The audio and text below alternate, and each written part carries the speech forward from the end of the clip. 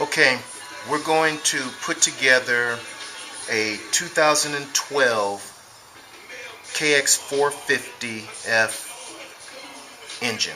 This is the bottom end, and I am going to do the bottom end, the top end, and install it back into my bike. Now, the piston is already put together, the camshaft and everything. I just got a new Wiseco or hot cams camshaft and everything. So we're putting this bike back together. So what we want to do first is, as you can see, this is what we have. This is the transmission that came out of it and is going back in it. And when we put the transmission in, we have to put it in. It makes it easier if you put it back in as one piece like this. And so what we want to do before we do that is, let me get some oil.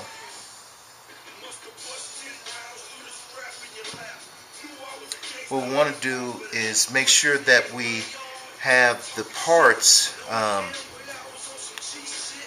oiled up with motor oil. And so what I do is just put the motor oil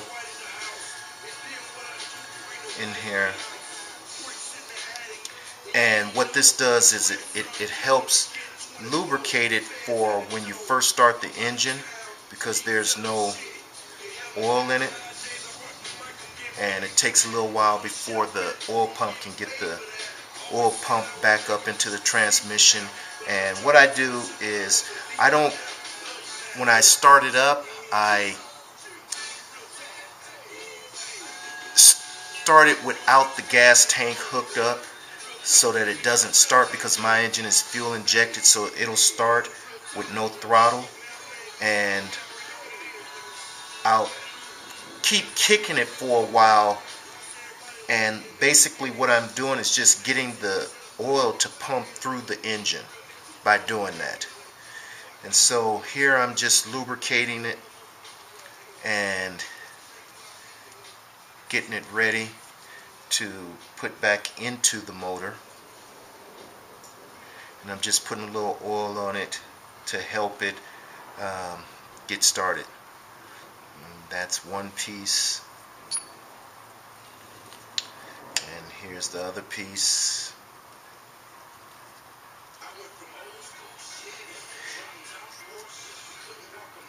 And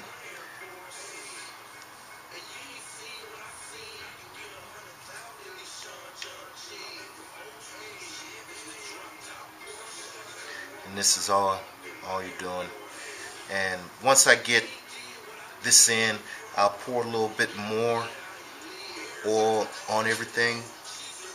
So, oops, this is how it's going.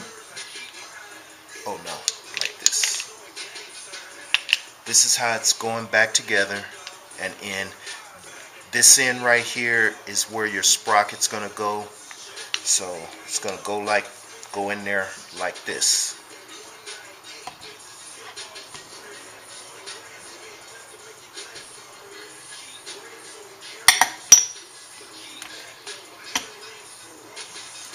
And gotta get those gears at the bottom made up.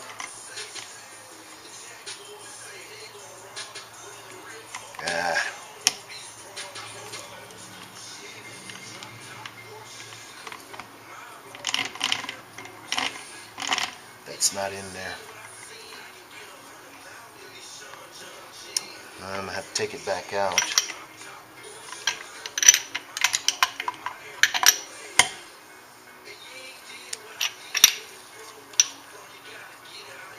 Alright, let's try this again. So it's completely made it right there.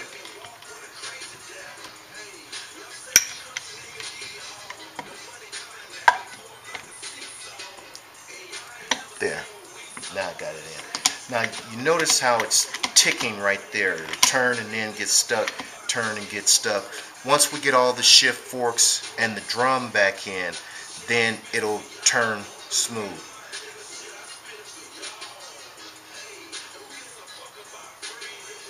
Okay, so there's 3 shift forks, and I don't know if you can see the numbers on them, but there's 2 that have a 44 on it and 1 that has a 43, and you can notice that they're kind of like going different directions. These 2 go in the back on this spindle, and this one goes in the front on this spindle. And what I do is I put the one in the front in first, put the one in the front, and you'll see the groove where it goes, and it kind of looks like there's only one spot that it can go, and that's probably correct. And what I do is put it in and push it to the side, and on the back one it's the same thing. You'll see the little slot that it goes in, and I put it in and push it back, because the next thing I'm going to do, and I don't have to put this one on yet, but the next thing I'm going to do is put in the shift drum. And with the shift drum, what we're going to do, I'm oiling it up first, and once you get it oiled up however good you want, then we'll put it in. Now notice that one side has 2 holes, one side has 1 hole. The side with the 1 hole goes face down. So, and it just sits right on in there. There's a little lip right here, and it fits inside of this bearing right here. And so we just put it in there, and you can see how it'll turn all the way around. And so now what'll happen is there's a groove right there, a groove right there, and then as you turn it around, you'll see this 3rd groove, and that's where the middle or the single shift fork goes, and the shift forks in the back will go in the bottom one and the top one. And so what we do is we put it in, and then we line up and we'll have to pull up just ever so slightly, less than 1/4 of an inch, to get it lined up in there. And then once we get it into the middle groove, we put the shift dowel in. Put some oil on it. Okay, and so now the shift dowel is in, and you notice that it still is binding. And so now we're going to put the last shift fork on. Or wait, before we do that, we're going to align the bottom shift fork. And once that's in, we'll put the top shift fork in. Put the top shift fork in and get it into the groove. Then we're going to put in this shift dowel. We'll put a little oil on it. And so once we get this in, oh, and notice that this shift dowel, it goes with the depressed end in.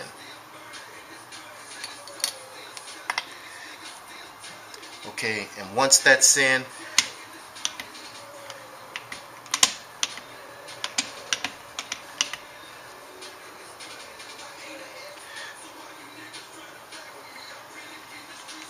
you see now how it turns freely.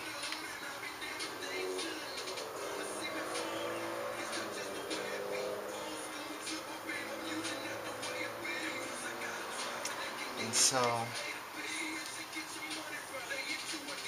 there. So now we're ready to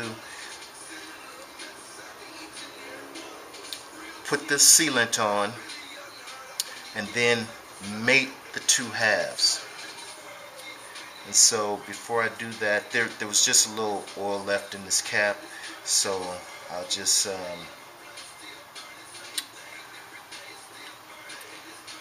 put it in here.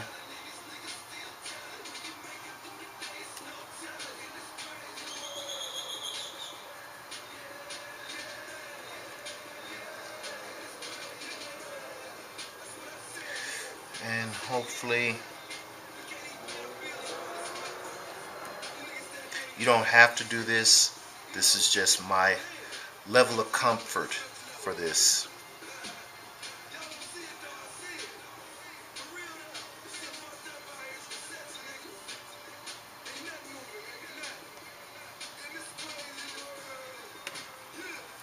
Alright, and so now I have to clean my hands off, and actually I'll probably change gloves because we're getting ready to put the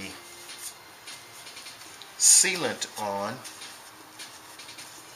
And you can get the sealant from a motorcycle shop or auto parts store, whatever kind you want. Just make sure it's the high temperature, and you also want to make sure that it's oil resistant.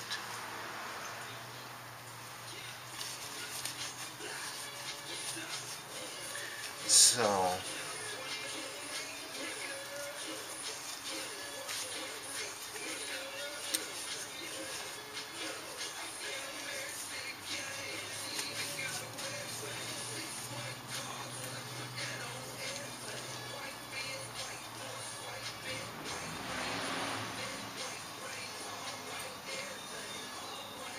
and it doesn't take long, so once you start this process, well, that's it.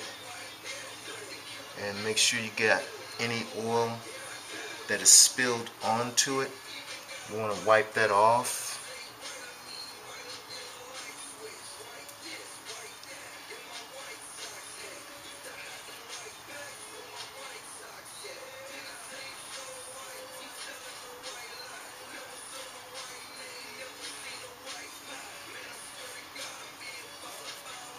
Okay, now you notice that there is a hole right here, and there's a gasket that goes there. And so if you forget that gasket, you'll be hating yourself. And that little gasket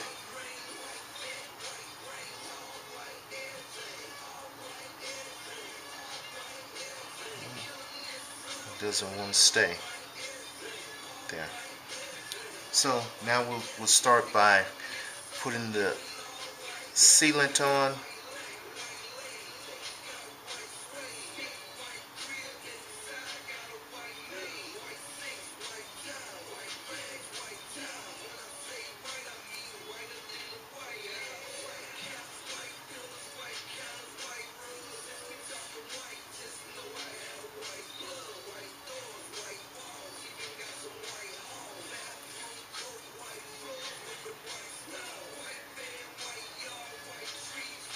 So, and this probably take just a few minutes. And for me, I'm doing both sides. I can't remember in the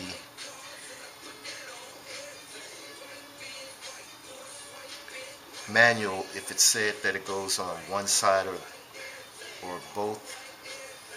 So I just put it on both sides. That way I know I'm getting a good seal. So all the little indentations on this surface will be taken care of.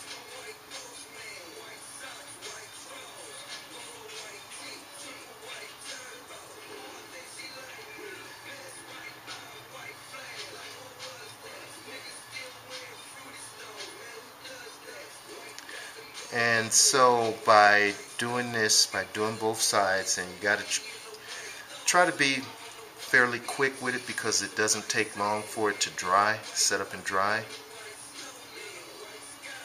and we don't want it to set up and not be able to get the two sides to mate together properly, and we also don't want any leaks to happen, and that's why I put it on both sides. That way I know that everything is going to be taken care of.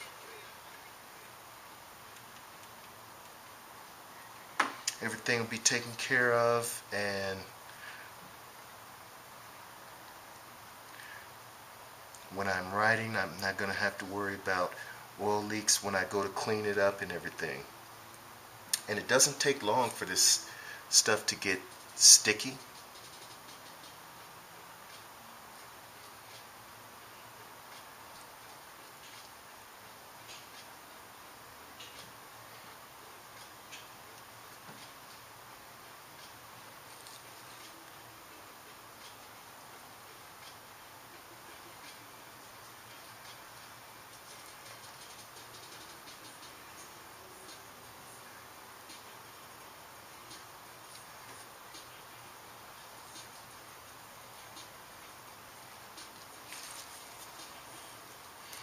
And that's one side. Pull the other side in and get it done.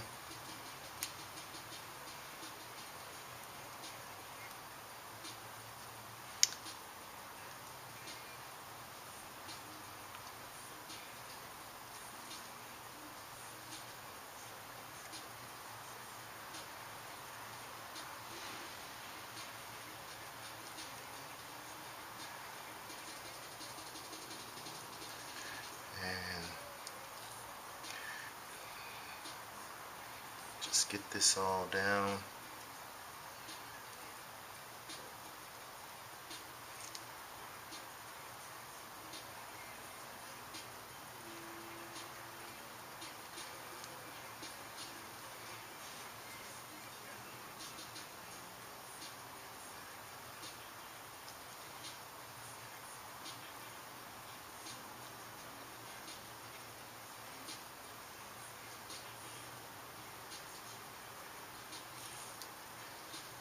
You can see how everything is going on pretty smoothly, no problems.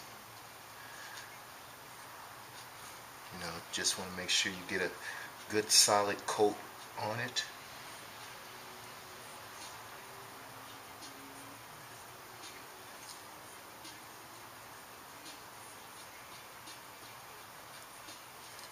I don't know if this is in the view of the camera, this part over here.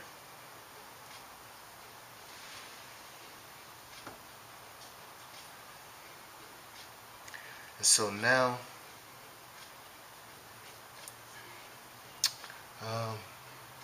looking for any runs, get rid of them.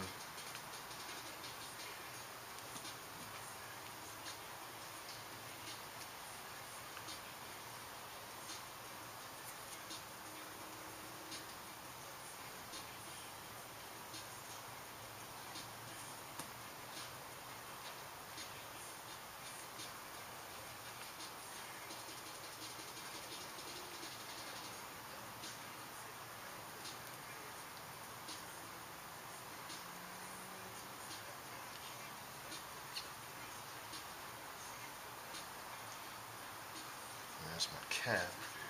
I'm about to do that. There's my cap.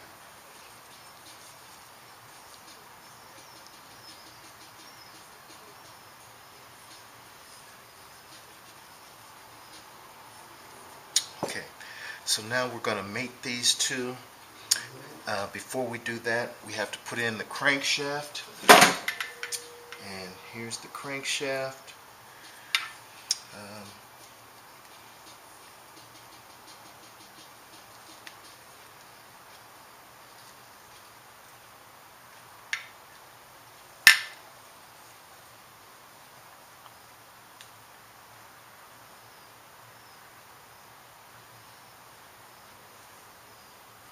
Alright, Alright, so here's the crankshaft, and if you notice, here's the end that the magneto goes on. This is the end with the clutch basket, and that's the end that goes down first.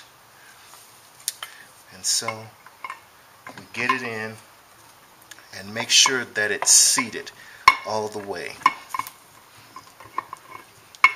It'll go in all the way.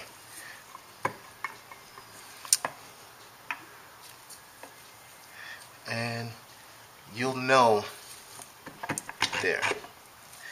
So when you look underneath it, you'll see how close that is. I don't know if it got that, but that's how that side's supposed to be. And when you go to put this side on top, it's supposed to be the same exact way. And so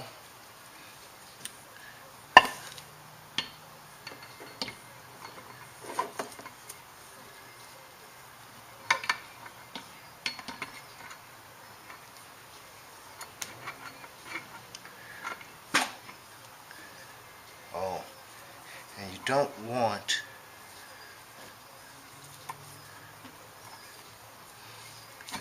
there.